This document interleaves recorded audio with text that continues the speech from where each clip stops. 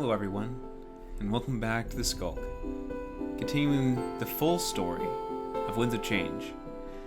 So, I thought when I got the full version, after what I mentioned in the last episode, that I might have to replay the whole thing back up to this point. No, it's bound straight up. It took the memory of my last trip down Winds of Lane, and transferred it over. So now we have the full version, and we shall continue. Pressing the continue button. I still have that file from way back when.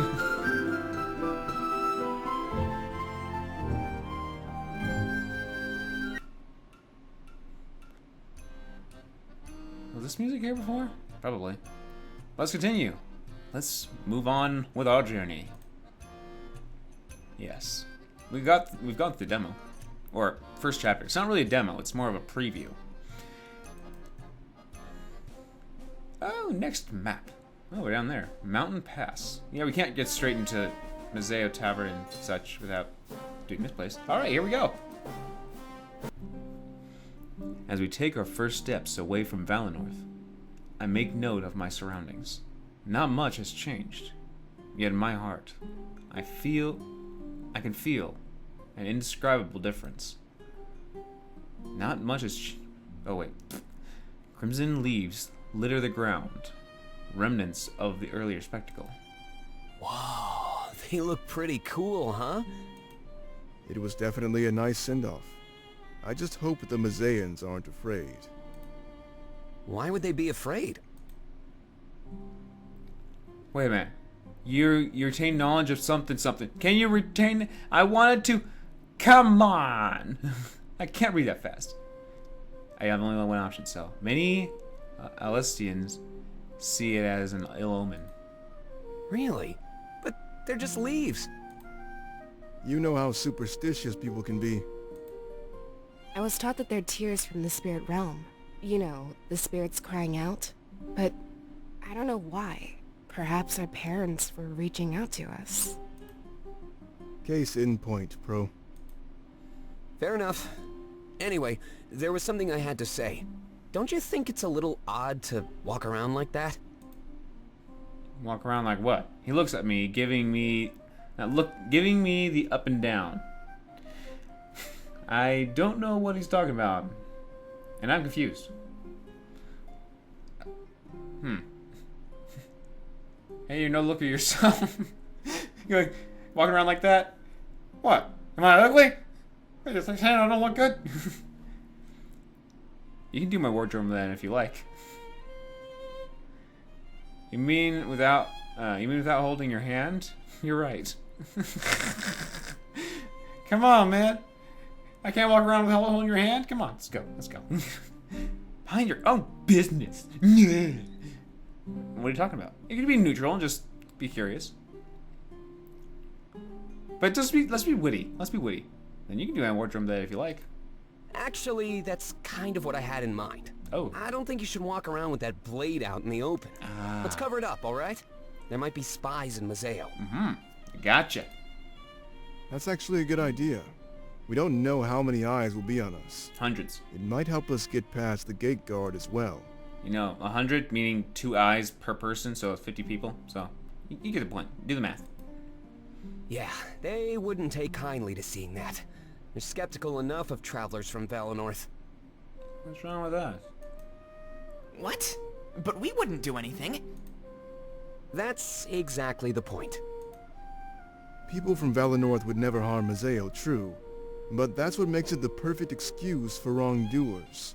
Say you're from Valinor and get through without a second thought. Aha! Saying, where are you from? Valinor? Those guys are so passive.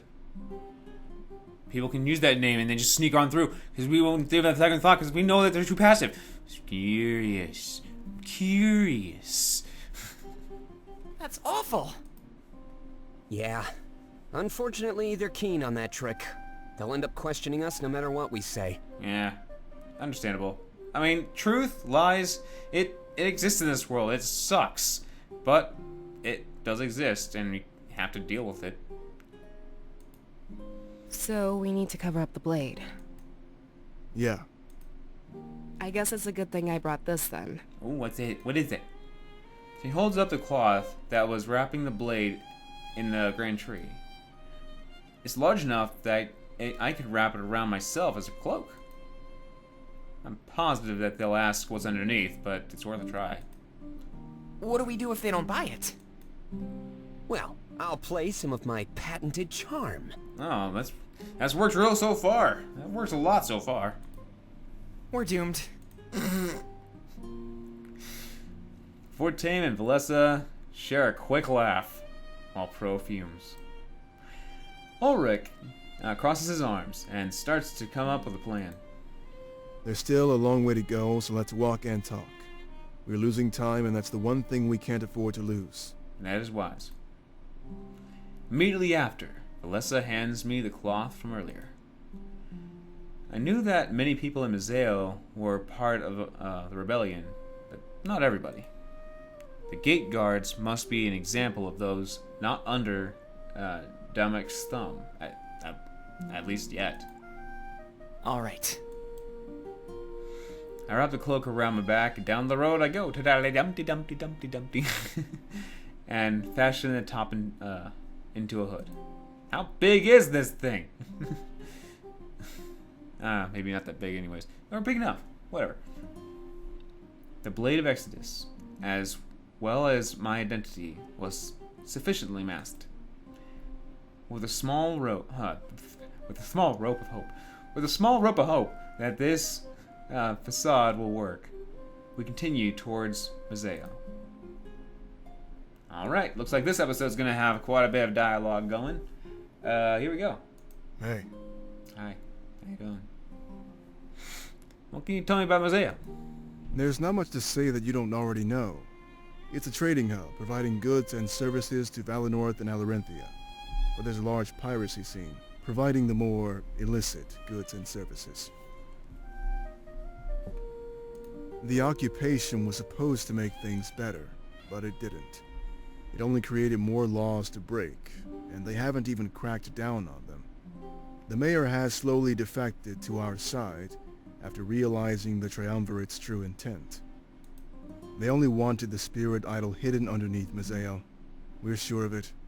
The introduction of law and order to the city of Mazeo was justification enough for them.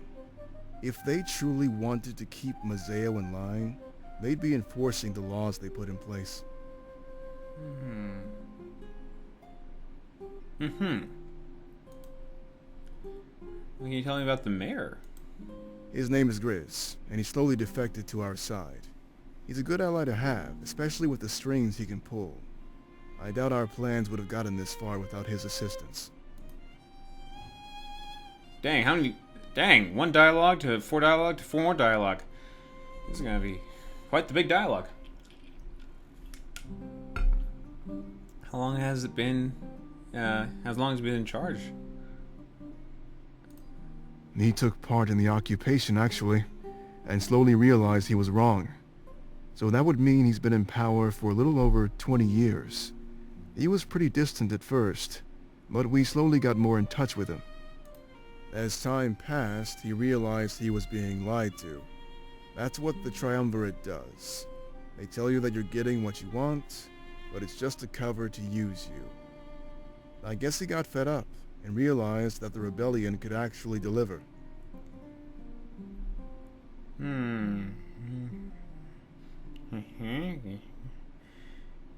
You guys... I kind of missed what he said, but I'll listen to it again during editing. But, you guys noticed that, right? It sounded like he was talking normally, and then he got really close to the mic, and then he just got back away from it. I guess while recording that line in the recording booth, he just got slumped over and just started getting closer to the mic and just couldn't really help himself and just... right. Backing away. He ate the mic in the last conversation. Can he really be trusted? I'd say so, yeah. This isn't a sudden defection or anything like that. It's been slowly happening over the last 20 years. I saw it all. He's truly sorry for what he's done, and now he wants redemption. Oh, that's nice. I guess joining us will help him achieve that redemption. He's just in the unfortunate situation of playing both sides. He does work with the enemy, but his allegiance is with us. I know it. No. It is hard to play a double agent kind of thing. Being there for both sides. What would the Triumvirate do if they can find out? They'd probably kill him. They don't really tolerate that. But it's not very often that somebody goes against their rule. They seem to have a sway over their subjects. It's hard to describe. Like, only now that he's away from them is his mind finally clear. As soon as they find out, I'm sure they'll make him a primary target. I'm willing to bet that they'll send Sovi and his apprentice to do the job. Poor guy. Anything I should know before meeting him? He's really big. He can be intimidating, but his heart is in the right place. You don't really get the politician vibe from him. He looks more like a warrior, but that's kind of the point. The Triumvirate wanted a ruthless man in charge. Just don't judge him based on his appearance and you'll be fine. There's a friendly man underneath that hardened exterior, I promise. If it weren't for his efforts, the rebellion would barely be successful. Okay. So the occupation didn't really make things better? No, and why would it? It was just a front because they wanted the spirit idol. Mazeo remains largely the same. Attention was just diverted to different areas. For example, trade bans just made the pirates focus on different commodities. They talked a big talk, but they didn't follow through. It was all a lie. For example, the rebellion formed effortlessly under their watchful eyes. Under competent rulers, that never should have happened. See what I'm getting at? Hey, it's all and I guess the rebellion formed eventually see under their watchful eye. Okay. Is that a reread it a little bit? Pretty sure I still missed some things. I'm trying to listen. Just sometimes my mind wanders a little bit, and I hate that. I want to listen to the story. Do you know for certain that they were only after the idol? How else do you explain the huge underground expedition? If they weren't here, there'd be no tunnels at all. It seems to make sense.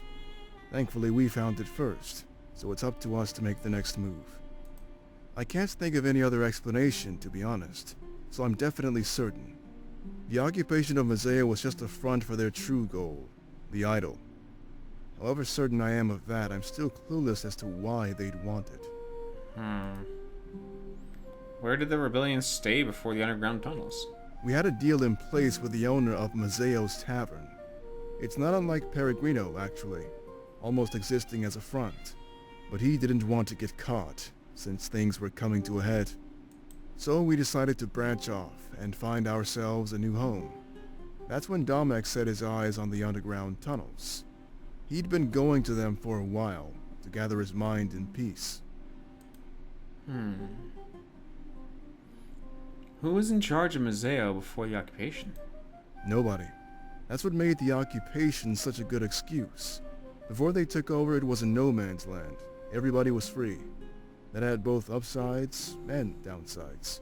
So they capitalized on the downsides. Wait, what? Wait, what? Wait. They capitalized on the downside? What? Capitalizing means go towards or improve on or something like that? They promised the people a better future, and they just ate it up. Fast forward over 20 years, and they're starting to realize it was a lie. I get it. It's up to us to get some last-minute recruits, but we can't count on any more of those. So it was a forefront lie. There's all those problems happening. You should join us. Okay, I'm in for it. There was really actually no problems. They're just in case the future problem. Oh, you lied to us. I guess so. What will happen to Mazeo after we take down the Triumvirate? Honestly, I'm not sure. We need to think about that when the war is over. We could revert it to the way things were, or come up with a new form of government. I'm sure that whatever happens, though, we can't fully eliminate piracy. Hmm. Even if we lifted all trading bans, they just continue business as normal. That's what my advice would be. We should legitimize them, put them to work. It's easy to punish them, but there's a whole industry we could tap into.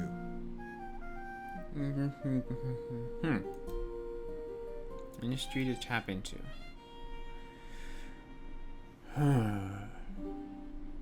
What is the current policy scene like? There are two pirate lords, Alex and Nada. They see eye to eye on most things, but disagree on others. Still, rather than fight each other, they've come to rule together. Some pirates prefer Alex, while others prefer Nada. It's not too complicated, but there's enough drama around piracy to deal with infighting, so they work together. Can you tell me about Alex? Piracy wasn't his first choice, but he really didn't have any say in the matter.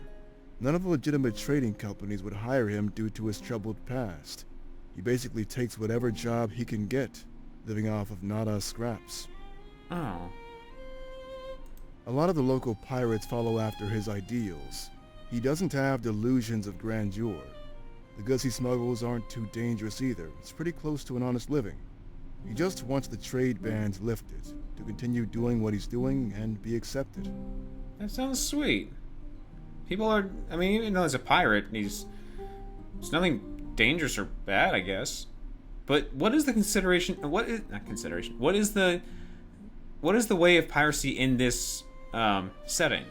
Are they actually like what pirates are known for out of the land beyond, of what everyone thinks of pirates being, like they raid people and take their loot and send it off and sell it somewhere else, or are they actually traders or something? What is a pirate in this? Can you tell me about Nada? Now, she's a different story entirely. Nothing is off limits for her. She wants money and power. As long as the price is right, it doesn't matter what you want to smuggle, she's your girl. Her vision of the future is different than Alex's. One day she sees herself in charge of Mazeo. A lot of the pirates follow her because she promises them riches and power. Alex doesn't do that. He simply promises them a stable living with the hopes that one day it's made legal.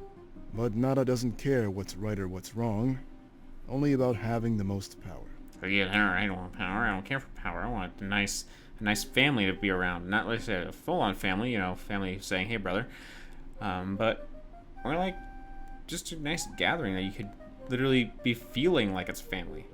I guess she thinks that if you have power, it doesn't matter what you do. While Alex wants to live an honest, legal life, Nada wants to be strong enough to do anything. If you have the whole world in your hand, much like the Triumvirate, no one will stop you. Which Power Lord do you support? I've never had to think about it, so I don't really have an answer. But I'd probably have to go with Alex. Nada is a bit too ruthless for me. If she was in power, people would be under her thumb, rather than free. Nah, that's true. Who wants to be under a thumb? And not by literal, like, you're following me, just crushing you under my thumb. Just wiggle, just crushing your skull. You see that? I'm more powerful than you. I have a power of thumb. My thumb's bigger than you. Not really. Our previous leader ensured that we stayed well hidden. Not many of the townspeople knew what we were doing. But even if they found out, they sided with us anyway.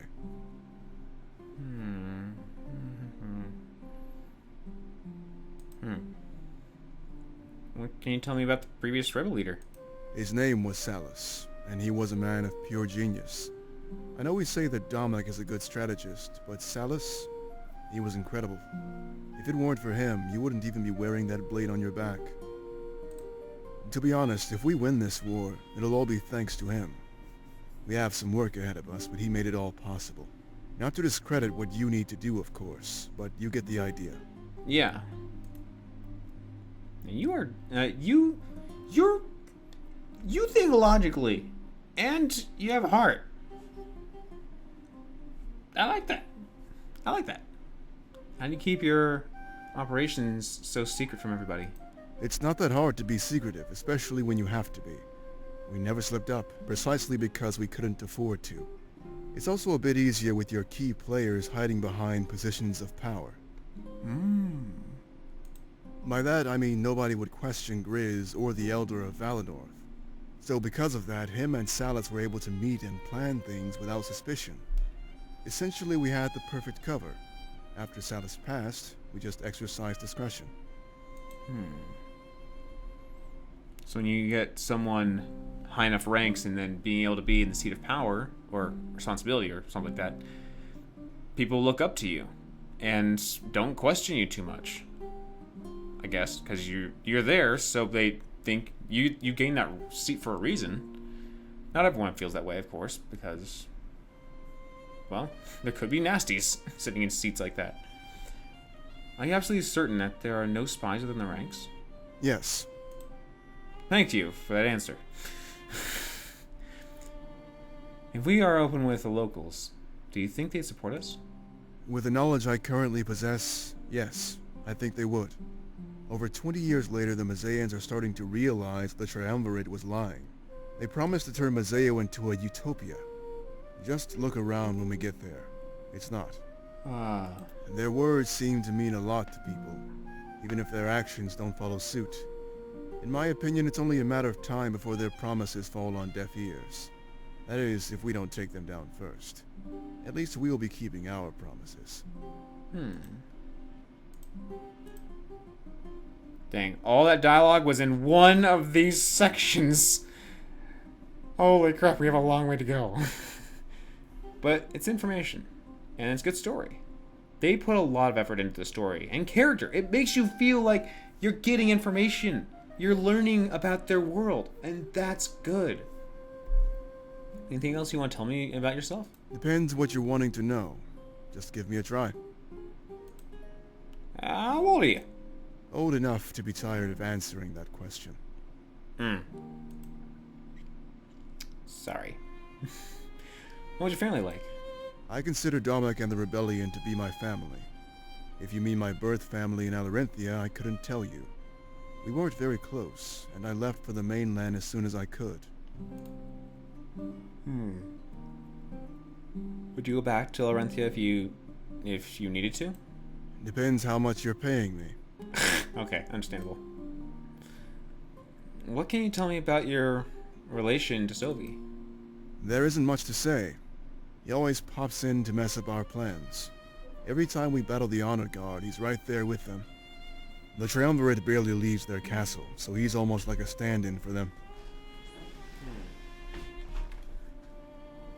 Basically, anytime we're against enemy forces, he's there. But you learn a lot about the man and the way he fights, so I know a lot about him. I've never seen anybody with such strong conviction. He truly believes he's doing the right thing. You mean the bat? The guy that was crushing everybody in my dreams? The dream vision that I had. Are you seeing anybody, Ulrich? That's if you're going romantic on this end. No, I think I don't know, for curiosity, guess. This is not flirting. No, and I think I'd like to keep it that way. Oh, okay. So we know that he likes to be single. What are your thoughts on everything so far? Forgive me if I ask you to be more specific. Hey, you're very logical. I applaud you. I like, even though you can be stern, you're logical. And I don't know, it's just, I like how some people actually like the straightforward and at least some detail to go off of instead of someone saying, what do you think? Let's see. I think the air's a little hot today. I think I should have worn this kind of clothes today. I think I'm a bit tired. But they were really shortening their thought in their mind, going, what do you think about this subject? You gotta give something. You gotta give them something. What do you think about Valessa? I haven't been able to get a good read on her yet, which is rare for me. Normally I'm a good judge of character, but on her I'm drawing a blank. Not to say that's a bad thing. She carries herself admirably, but she's just closed off. Yeah, that's why I chose That's why I chose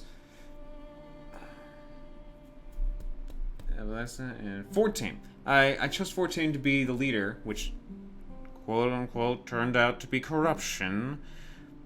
I don't know why. But he wanted to be open and welcoming and wanted everyone to be together. All nations can be together. And that is amazing. She wanted everyone to be closed off to their own areas. Not saying we can't be friends with others, but she wanted to close ourselves off so we are self-sustaining to ourselves. Did I? Well, anyways, that's why I chose him. Because he wants to unite everybody. He wants everyone to be allies and friends with each other. How is that corrupt? At the end of the day, she won't cause me any concern, so that's a good thing.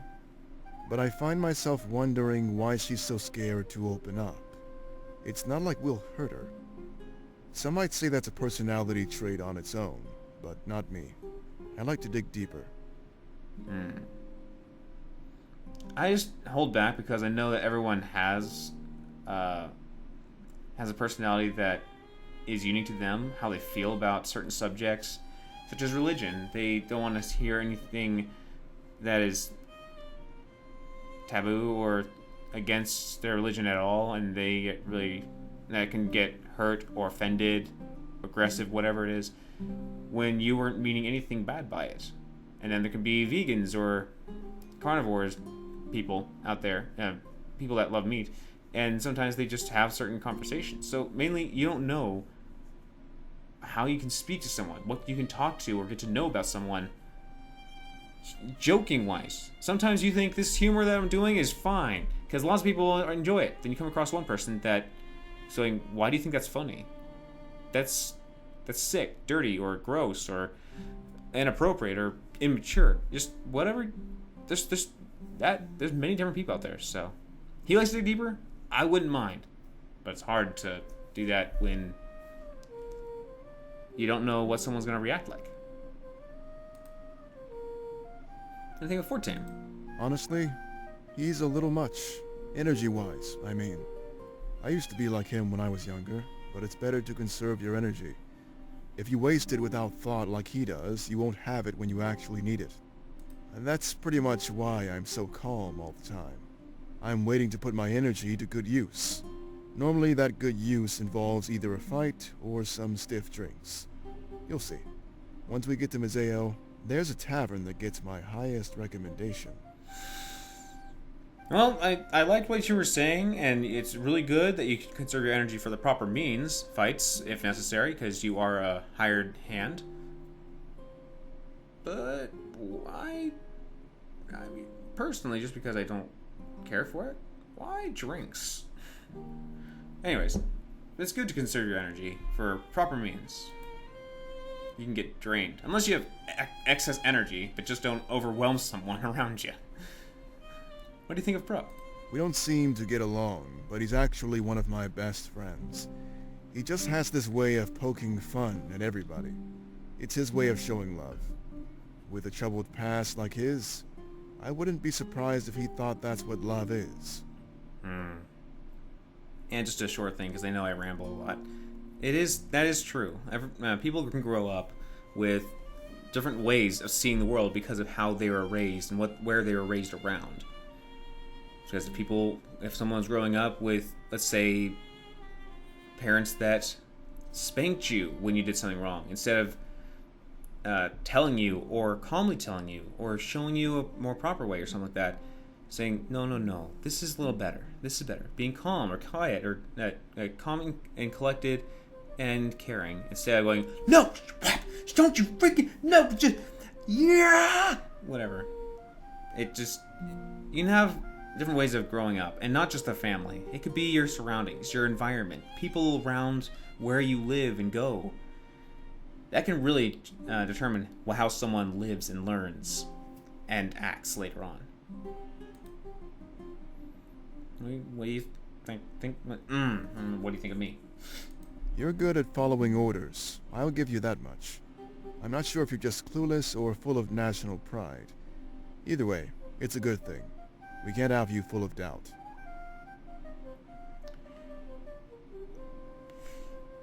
I'm sure some people out there have doubt like me. It's one of the things that I have. I know lots of people do have this too, but I doubt myself. If I said the right thing or did the right thing. But yeah. Clueless? It won't be much longer until you can kick back and relax. But when you do, it'll be as Alestia's hero. Think about that. You had a life of luxury just thrown into your lap. I'm jealous. That's because you have the fighting thing. You're probably ready for this. I was just sitting at home the other day, in my room, dreaming away, and had my house being all messy. I was relaxed and kind of ready, and then kind of was born with dreams that come true. And if you have a dream that says your friends are gonna die soon, that sucks. Don't say that I'm in the lap of luxury. Don't be jealous of this. Everyone died in my dream, and my dreams come true. It sucks. People count on you to tell them the dreams, that they be good or bad, and hope that they can counteract it. But if you wake up one morning and say, "Little Jimmy, I'm sorry, but you're gonna die tomorrow." Why would you say that? It's not my fault. I hate you. You give bad omen. I only see the future. It's not my fault, okay? At least I told you that it's gonna happen, so you can make his day today even better. It's just... Some things are more a curse than actually a blessing. Well, spare time is pretty scarce these days. But I love a good drink. Nothing better than winding down a busy day with some ale, right? Aside from that, I love a good spar, but it's hard to find a challenge. Maybe it'll be a good challenge once I get a handle of his blade. But hopefully his blade don't touch you and suck your soul out. What do you like to drink? I'm not picky. I just like the effects. The stronger stuff is more expensive, though, and I'm not loaded. Well, unless Dominic decides to treat me, I guess. That's rare, though. Okay. And kind of like me. I do like spice. It makes it feel like you're earning your meal. It has a nice touch to it, spice. But I know I've had some that is just too much to actually enjoy. So I kind of like that in spice, but I have my tolerance. I'm sure a lot of people do. I know a lot of people do. Any places in Mazeo you recommend? There's a huge tavern tucked away in the town square. Best drinks money can buy, and like Peregrino, they have private rooms. Great business model, actually. When you've had too much, they can con you into a room. I'll point it out if I can. Might be a good idea to grab a drink before your training. No. Dominic has a strict regimen set out for you, but I'll make sure you have fun. Don't worry. I don't want a drink of water. That's what I want. Drink of water. Nothing alcoholic. Maybe we can grab a drink together in our downtime. I'm pretty sure this is just referring to drinking alcohol. No. Is it true that you're undefeated in combat? Yes. Dang, straight forward to the... Dang. You never failed, never lost. I'm pretty sure in training, people definitely go down in times. Because if a teacher... Oh, not all teachers. Never mind. I'll back that off. Some teachers might get mad and going, "Students beat me? I can't let that happen. Pull out scroll of strength lessons number 3. Well, you're only number level 1. What?" Let's do the dialogue anyways. Of course. Now you're starting to grow on me. I didn't know you were into that, but I need a good drinking buddy. You can only drink so much alone before it starts to get sad. You get sad with me. You totally just go, "Oh, I can drink with you? Awesome, that'd be great. What's your strength?" "Water." You be sad again. Immediately sad. Once you hear that your drinking buddy's just gonna drink water, you're gonna drop sad right again. Alright. Whenever we have a dialogue option for someone's talking to someone fully, you are gonna see a whole episode of just that dialogue. So yeah. Thank you guys for stopping by and enjoying the understanding of Ulrich and things he had to say. I really want to stay on the purity side, And I really hope that if I like 14's ideas and it turns out to be corruption again, is this game against 14? But that's only if. Maybe it was just because of his ideals to hers. But I only went with his because she wanted to close off everyone to being in their own little box category of hometown. Self-sufficient. And he wanted everyone to come together and have a good old time living together in harmony and helping each other if anyone needs any help. How is that corrupt? Yeah, but anyways. Thank you guys for stopping by. And until I see you guys again, have a great day, everyone.